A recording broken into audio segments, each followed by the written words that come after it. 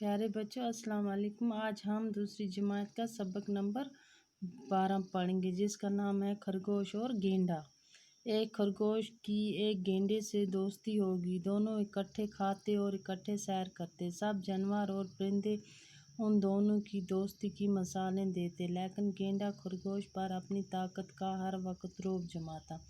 گینڈے کو اپنی طاقت پر بہت فخر تھا، وہ خرگوش کو اپنی بہادری کے قصے سناتا۔ خرگوش بے چارہ چپ رہ کر گینڈے کے خوفناک قصے سن لیتا۔ اسے غصہ بھی آتا کہ گینڈا ہر وقت اپنی بہادری کے قصے سناتا رہتا ہے، خود کو بہت بہادر سمجھتا ہے۔ ایک دن خرگوش نے کہا، گینڈے بھائی، آج تمہیں سارے جنگل کی سیر کروانا چاہتا ہوں۔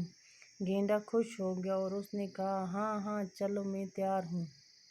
دونوں جنگل کی طرف چل دیے، سارا دن سیر کرتے رہے۔ جب شام ہوگی تو گینڈے نے کہا، اچھا اب میں چلتا ہوں، باقی دوست انتظار کرتے ہوں گے۔ خرگوش نے کہا، ارے گینڈے بھائی، آج تم یہاں جنگل میں میرے پاس ہی رہ جاؤ، صبح چلے جانا۔ رات کو یہاں بہت ٹھنڈی ٹھنڈی ہوا چلتی ہے۔